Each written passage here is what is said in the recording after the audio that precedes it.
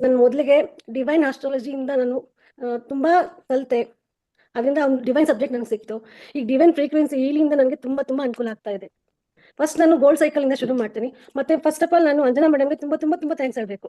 ಅವ್ರು ನನ್ನ ಸಣ್ಣ ಡೌಟ್ಸ್ ಇರಲಿ, ಏನೇ ಇರಲಿ, ಯಾವುದೇ ಟೈಮ್ ಆಗಿರಲಿ, ನನ್ನ ಅಡ್ವೈಸ್ ಮಾಡಿದ್ರು, ನಂಗೆ ತಗೊಳ್ಳೋದಕ್ಕೆ ಹೆಲ್ಪ್ ಮಾಡಿದ್ರು. ಎಲ್ಲ ಈಗಲೂ ಸಹ ನನಗೆ ಏನೇ ತೊಂದರೆ ಇದ್ರು ಜಸ್ಟ್ ಒಂದು ಕಾಲ್ ಮಾಡಿದ್ರೆ ನಂಗೆ ಯಾವ್ದು ರೀತಿ ಅಂದ್ರೆ ಅವ್ರ ಹತ್ರ ಸೊಲ್ಯೂಷನ್ ಇಲ್ಲದಿರೋಂಥ ಪ್ರಾಬ್ಲಮೇ ಇಲ್ಲ. ಆ ಥರ ಆಗ್ಬಿಟ್ಟಿದೆ ನನಗೆ. It's an angel for me.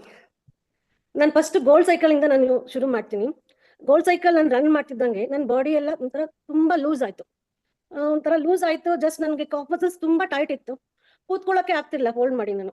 Even meditation ಅಲ್ಲೂ ನಂಗೆ ಹೇಗಪ್ಪ ಮಾಡೋದು ಅಂತ ತುಂಬಾ ಯೋಚನೆ ಮಾಡಿ ಕೂತ್ಕೊಳ್ತಿದ್ದೆ. ಈಗ 2 ಅವರ್ಸ್ ನಾನು ಕೂತ್ಕೊಂಡು ಮೆಡಿಟೇಷನ್ ಮಾಡಿದ್ರು ನಾನು ಯಾವುದೇ ರೀತಿ ಪೇನ್ ಇಲ್ಲ ನನಗೆ. ಆರಾಮಾಗಿ ನಾನು ಪ್ರಾಕ್ಟೀಸ್ ಮಾಡ್ತಾ ಇದ್ದೀನಿ.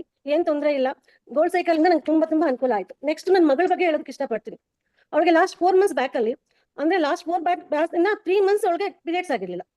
ಡಾಕ್ಟರ್ ತೋರಿಸಿದ್ವಿ, MRI ಮಾಡಿಸಿದ್ವಿ, ಮೆಡಿಕೇಶನ್ಸ್ ಎಲ್ಲ ಕೊಡ್ಸಿದ್ವಿ. ಕೊನೆಗೆ ಬ್ಲೀಡಿಂಗ್ ಆಯ್ತು.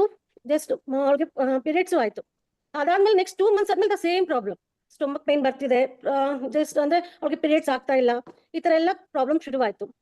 ಕೊನೆಗೆ ಅನನ್ಯ ಅವರು ಟೆಸ್ಟಿಮನಿ ಕೇಳಿದ್ಮೇಲೆ ನಾನು ಯಾಕೆ ಯೂಸ್ ಮಾಡಬಾರ್ದು ಅಂತ ಹಾಸ್ಟೆಲ್ ಇದ್ದಾಳೆ ಅವಳು, ಕರ್ಕೊಂಡು ಬಂದು ಜಸ್ಟ್ 3 ಡೇಸ್ ಆ ಕಡೆ ಗೋಲ್ಡ್ ಸೈಕಲ್ ರನ್ ಮಾಡಿದೆ, ಈ ಕಡೆ ಮೆಚೂರ್ ವುಮೆನ್ ಪ್ರೋಗ್ರಾಮ್ ರನ್ ಮಾಡಿದೆ.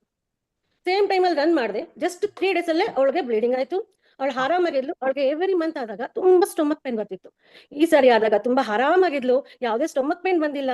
ತುಂಬಾ ಚೆನ್ನಾಗಿ ಅವಳ ಅನ್ಸ್ಬಿಡ್ತು. ಅವಳಿಗೆ ತುಂಬಾ ಇಷ್ಟ ಆಗ್ಬಿಡ್ತು.